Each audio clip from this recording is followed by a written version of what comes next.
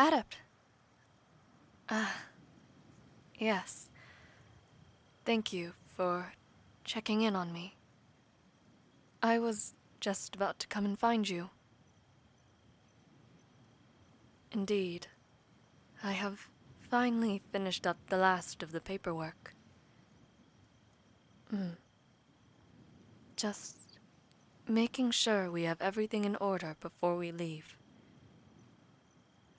Did you finish up talking to Kimball? Oh, he gives everyone a hard time. You know that. He doesn't care if you're an ancient godly saint or regular folk. Either way, if you're in his business, you will get an earful, or a clawful, depending.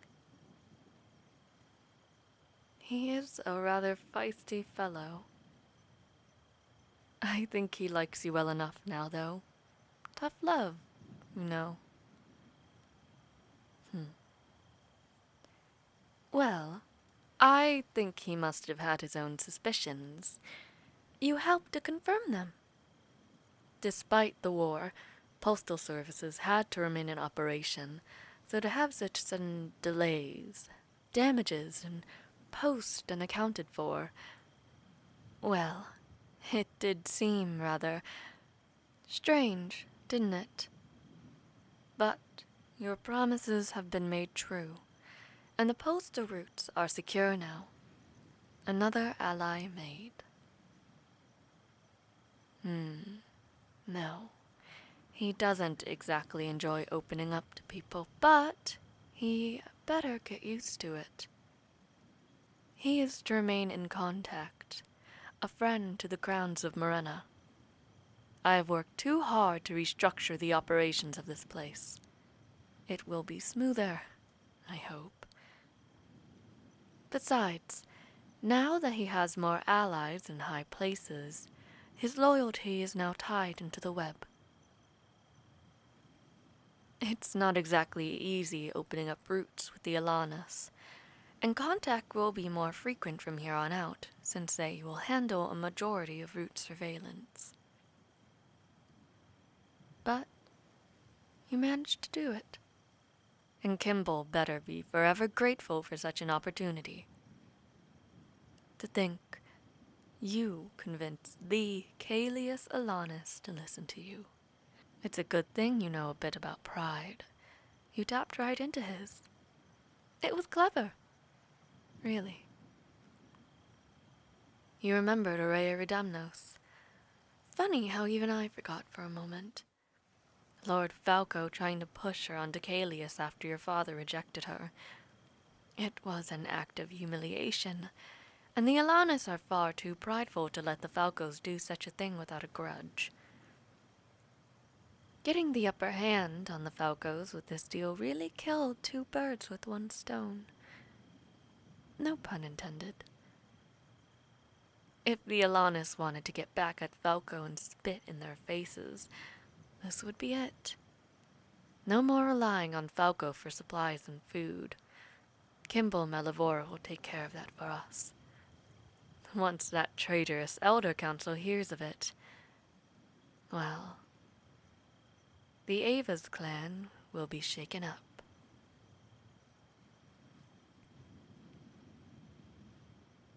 I suppose. Their reaction could go a number of ways, but if their foundation becomes weak, they will crumble beneath the weight. It is just a matter of when. Of course, they could also attempt to strike back with even more heinous methods. But if the Aves and the Canidae falter, so do the rest. I imagine really, though, the Aves are beyond any deals. It is the Canidae we must set our eyes upon. Well, they have their doubts about you, but they can hopefully be seen to reason. One of their own is on Pencos' side, after all, a queen to be. It would be useful to have such a friend, family, as an ally. They could switch sides. But even then, it is unforgivable what they have done. We could instead have them beg for mercy. They are reasonable. They understand the consequences they took on when they chose to follow along with the Aves.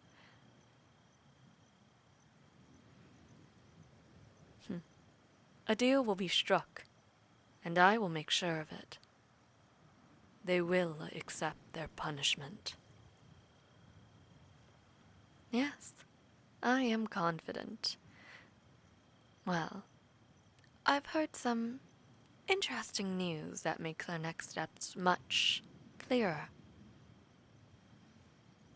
There are rumblings of an inner discourse. Yes, it seems that Lord Rufus of the Canaday has had some major disagreements with Lord Gideon of Aves about his methods as of recent. They are rather drastic, and they do no good to get the common folk on their side. People are starving, and Rufus seems to be on edge because of it. His son is apparently staunchly against blocking the roads and the burning of the farms. So, perhaps, the added pressure is getting to Rufus. Even if he refuses to bend, I imagine soon enough his son will.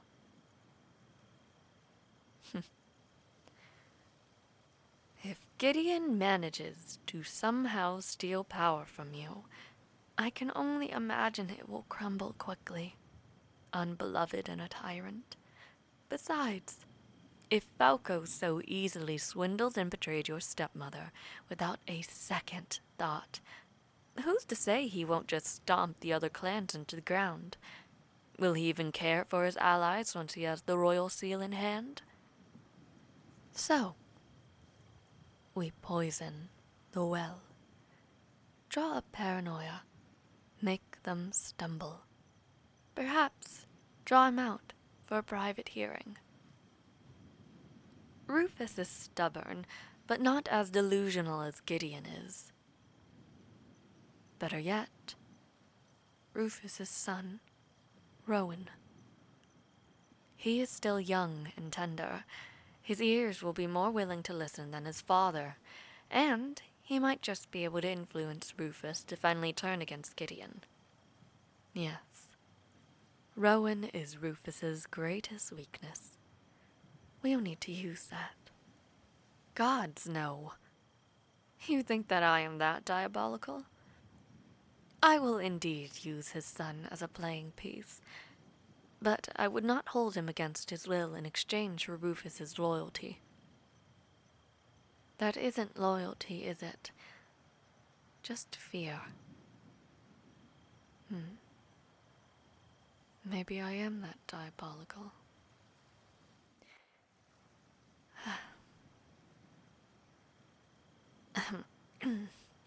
So, I shall establish contact with him. Through a trusted messenger, of course. He is, well, he goes by Penumbra when on missions. You can imagine by his name how he is. Even Leo has no understanding of how he manages it. Well, I could not tell you that, could I? Not that I don't trust you. It is just that I do not know that information. But his calling card is a raven's feather, so if you ever see it, know that he's been nearby. But we will continue this discussion later. I have a few things to take care of, and so do you. I'll tell you more on the way, and we'll have a bit more concrete work to do once we actually arrive in Rezoa. But, Adept, I must admit, you've done very well, too. Truly advanced the Elder Council's downfall. Even better than I had even imagined. I hope that you are also proud of yourself. You've done a lot of good for this place. This alliance was not only important for our own goals, but also for the people of this city. The most common routes outward are protected, and commerce will become even more fruitful than before. I look forward to what else you can do. Now then, I suppose we must say our final goodbyes and be on our way. I will have a talk with Kimball myself. Just thanks and reminders for him. Well, I am very grateful for his cooperation and loyalty. Along with that, we have gotten a few servicemen from them to join us on our journey. A gift, but also a way to promote his own family. His nephew will travel with us. Yes. He is a trusted individual. I've met with him many times, and he will be representing his family at later meetings in Rizoa, too. Well, go and ready Anissa. I'll meet you two at the carriage.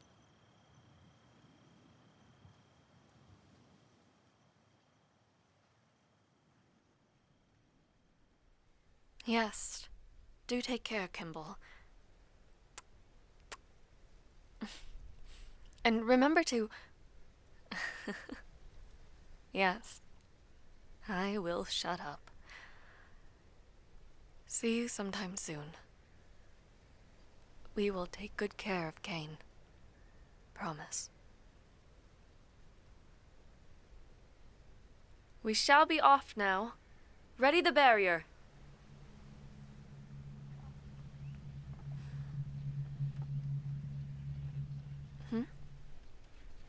Ah, yes.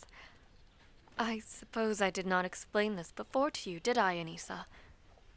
Well, my dear, since this is quite the length to travel, we have prepared a barrier to surround the entourage, to keep everyone safe.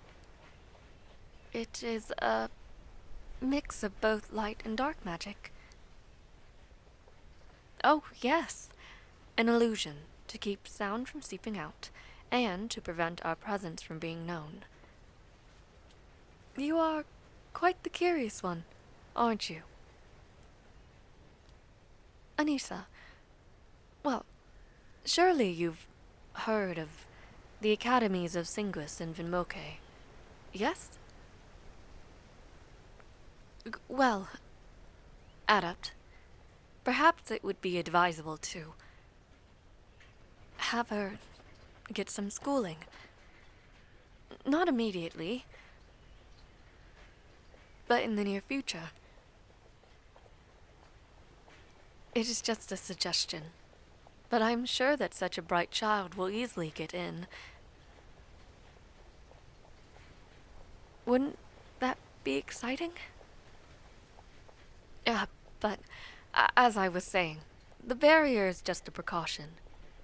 It is a long journey, and it is much safer this way.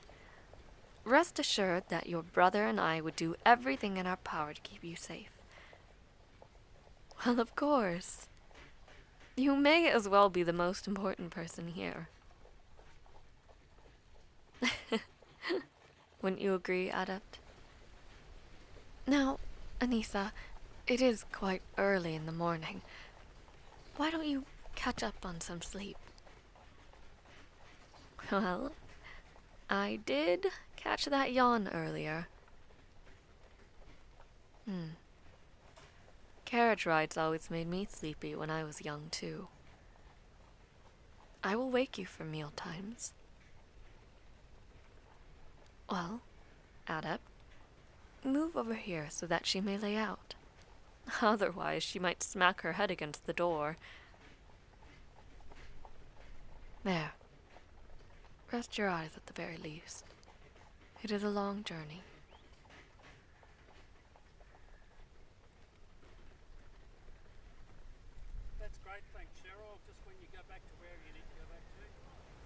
And I think she's asleep. Very quick. Anissa is a lovely girl, isn't she? Apologies if I overstepped my bounds there. I know you are rather touchy when it comes to Anissa. I just think it would do her some good to allow her to study all she wants. She was very curious about Kimball's library, and often read throughout the month there. You should ask her about it. At least, after things are a little more settled. Of course, she need not live on the grounds of Inmoker Singuish. She could certainly have a governess of some sort, just like how my uncle traveled to teach you. But that is up to you and Anissa, obviously. I simply wanted to throw it out there.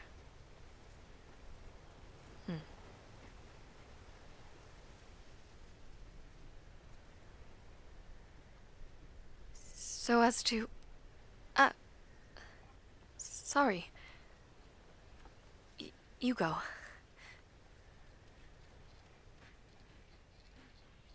What? I've never heard any such gratitude from you before.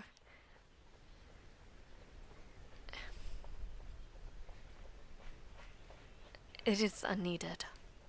I've done nothing to deserve such grace from you, but I am glad to know. I only want the best for both you and Anissa. It is my duty and my honor to. You are both in my care and my protection. I know you are able to take care of yourself.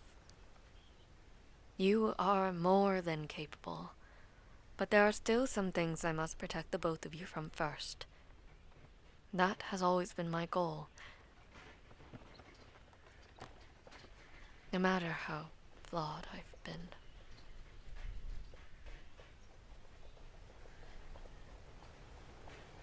Adept,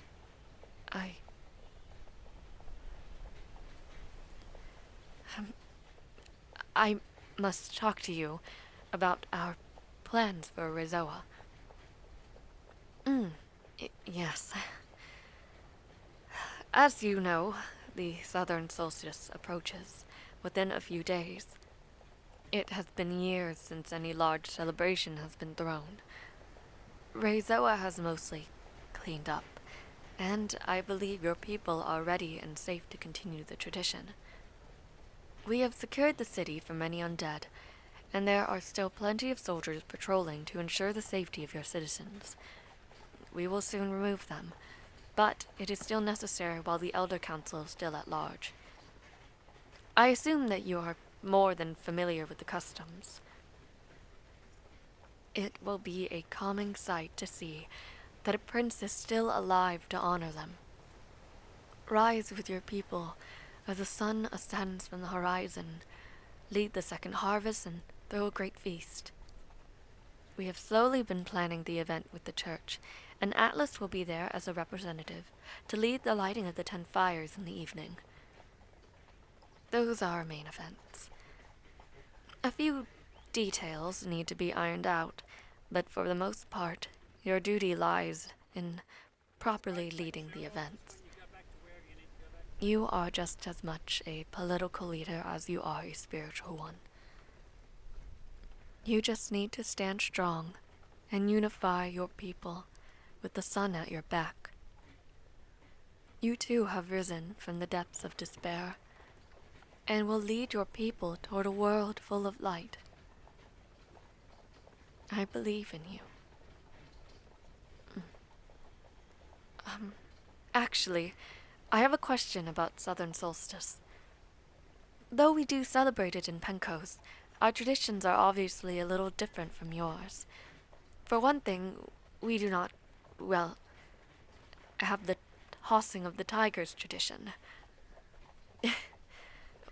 When I first heard of it as a child, I imagined full-grown tigers being thrown up in the air, not tiger lily flowers. So, how exactly did the tradition get started? Why? What does it symbolize exactly?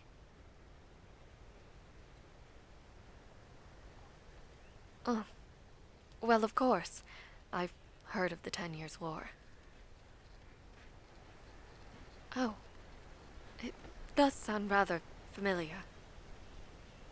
Moro. Moro? Ah! She freed many Vorso, didn't she, during that war? A commander, yes? I think it's coming back to me now. I remember learning about her during my studies. A blacksmith, captain of the guard, and a devout believer in the Church of Morena. A member of the Vale. So they are thrown in her honor.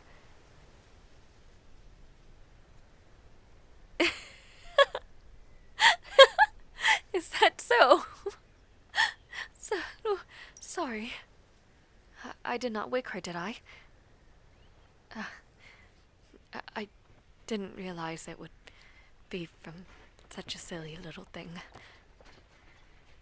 So she was known for throwing her opponents like a ball. Good gods, how strong was she? You think?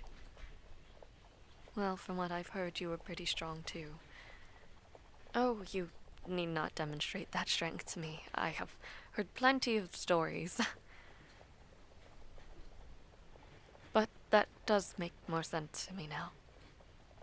Do tiger lilies symbolize anything apart from Mo Tigri herself?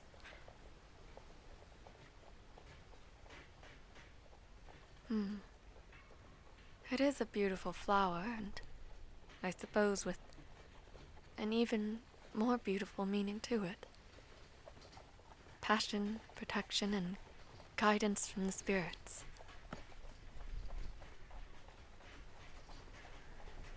That is lovely. I will have to throw some flowers myself. I've never done it. But you've done it plenty of times. It must be fun, yes? You must have missed it all. Not just the solstice, but your home. I know that growing up was difficult for you, but did you have any good memories there?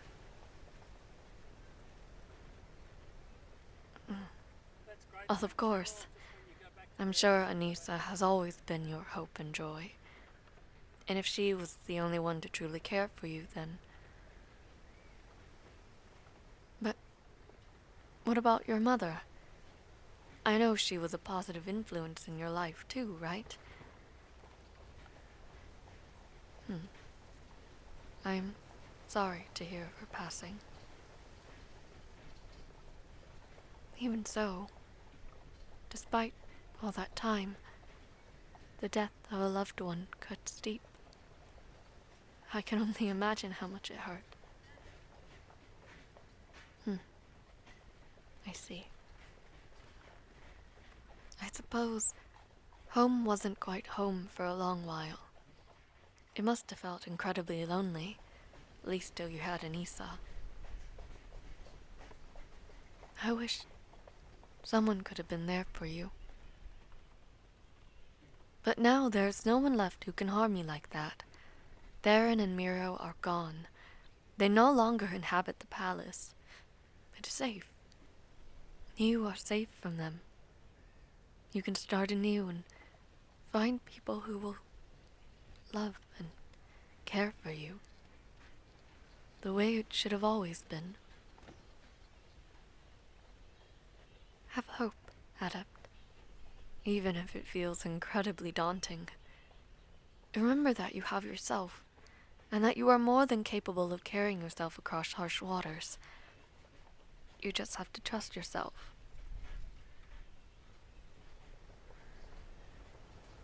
Still, do not get consumed in just your own being and your thoughts. Remember, that there are many people that would be willing to hold your hand to help you wade through. I promise, I will be there for you when you need me. But at this point, I am also willing to let you go, somewhat. When the remaining Elder Council is vanquished and is reformed, well, then, my worries, Pencos's worries, will be relieved. I will do all I can till then, so please, place a little faith in me. Oh, speaking of faith, I nearly forgot. I, had this made. Rather, I made it. It is not the neatest, and I am not the best at crafts, but yes, it is for the both of you.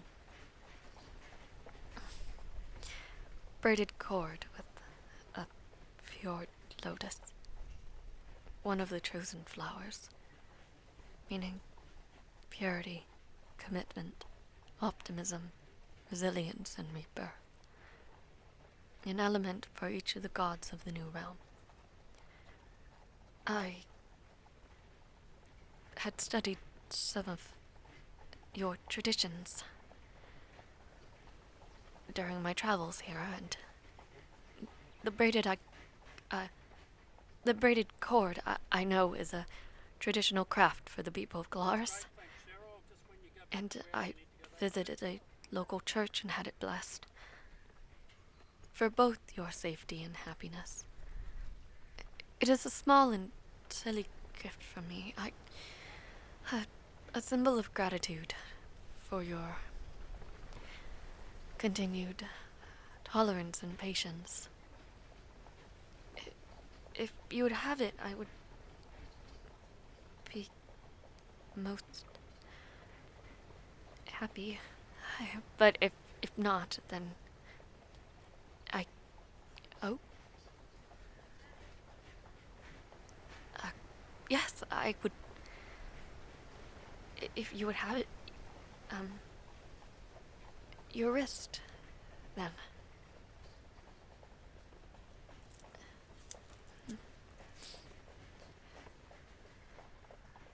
There.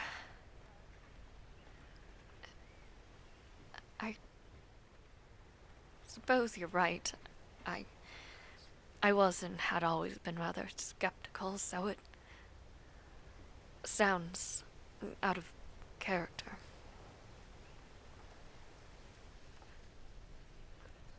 The church had always seemed to me as a place of foolishness. But I suppose in my recent days, I have had my faith somewhat renewed. It is a place of solace and forgiveness and love.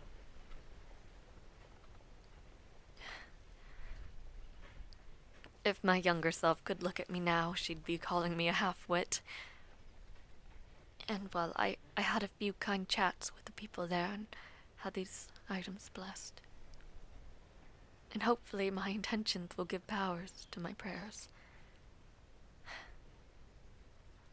Thank you for accepting it. It is quite the long journey, and perhaps you should sleep too. You need your rest. Even if you slept plenty last night. It would be best if you had a nap now. There's much to do once we arrive in Reizoa, so sleep. I must stay awake. Part of the barrier demands my power, and I cannot command it if I am asleep. So I will draft my letters to Penumbra in the meantime. Close your eyes and I will wake you when it is time.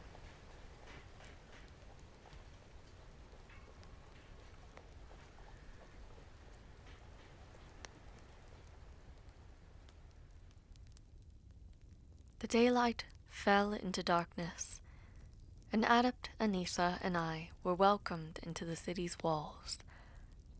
It was a quiet arrival, as most were asleep within their homes. Our carriage made its final stop outside the grand entrance. The palace, once dark after the tragedy of war, was now illuminated by candlelight of a low orange hue.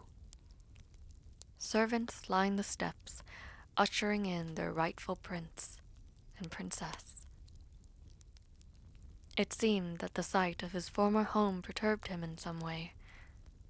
He spent a long time staring at its stone walls before passing the threshold. These walls, too, disturbed me, as they reminded me of my harsh past here.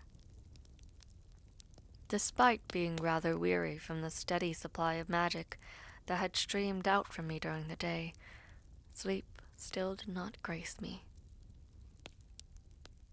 Anissa was to stay in her former room, but she refused, instead snoring away on a couch in the office that Adept and I occupied. Both Adept and I worked tirelessly, outlining plans and discussing what sites to survey till the early morning hours. It was only then I could sleep, and the same was for Adept. Letters were exchanged, policies revised, and many, many people were met. Anissa spent her days slowly wandering the halls with the servant, finding more courage to relive her worst memories. Adept spent little time in the palace, opting to survey the sites for the southern solstice celebrations. I was cooped up inside the office, starting up plans for negotiations and thoroughly examining the budgets. Then, the longest day in the realm arrived, a celebration to honor the sun, her warmth and grace. Adept Anissa and I gathered in the central garden of Sylvania. A large crowd of Clarans stood in the tall grass, awaiting the dawn, preparing for the rising of the sun.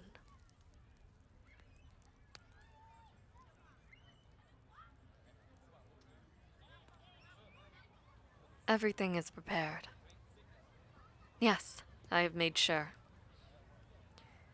It is nearly time now. Are you ready? Just like we practiced, and there will be no issues. Have confidence, my prince. This is the first act of many. Go.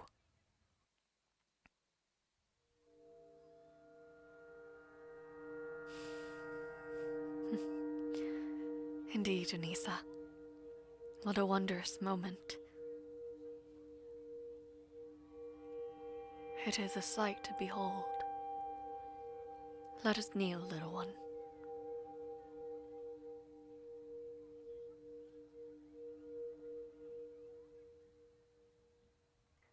You did a splendid job. Don't you think so too, Anissa? See? All those people, your people, were so happy to see you continue the traditions. A leader rises once again from the ashes. You had nothing to fear at all. Come. It is time for the tiger throwing. I've always wanted to do this.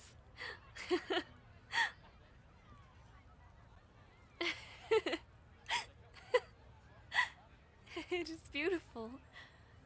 I am glad to be here,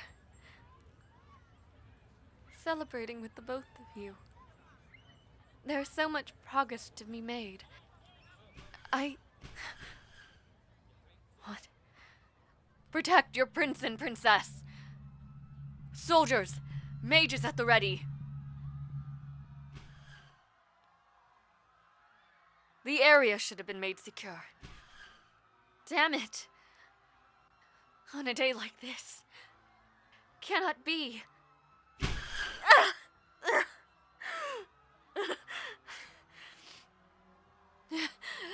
and Anissa cannot stay here. There are too many people, too much chaos, not enough guards. Damn it! Run!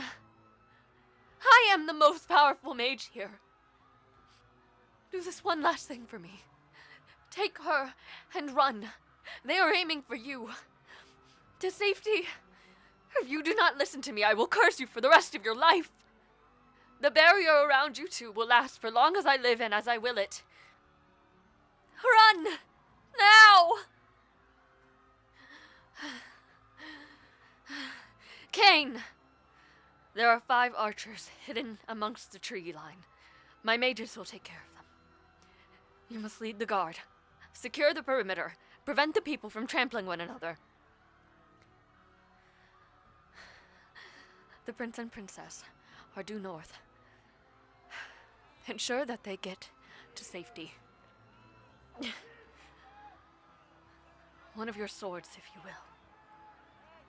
I will take care of it. The few near the prayer site. I will prevent any more pointless deaths. No. You are loyal to the future king of Clarus. Those are his orders. Go.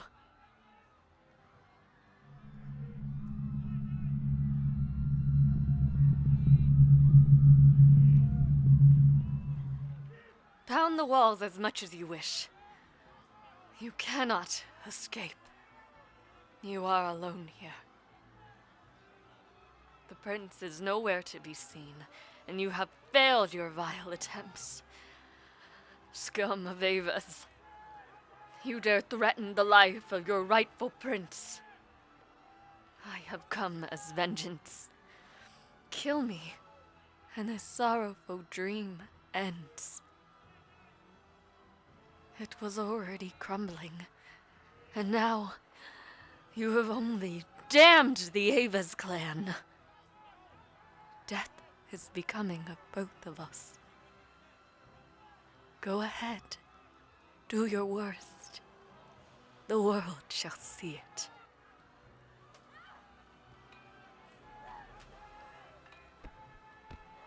As the last act of selfishness, I chose to die. To die for Clarus. To die for Adept and Anissa. Atonement for all I had done.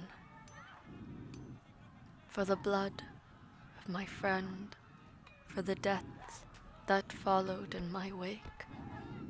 For the cruelty that made up my very being.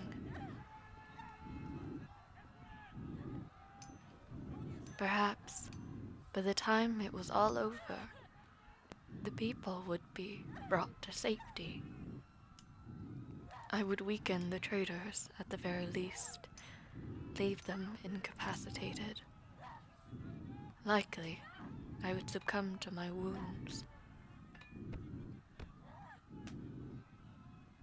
I could feel the bones in my arms shatter as I was flung against my own walls. The barrier would only last so long as I lived, and I hoped that by now, Adept and Anissa had gone far away to safety.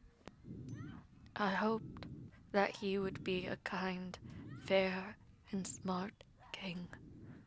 I hoped that he could live a life he was proud of. I hope I had kept my promises in the end.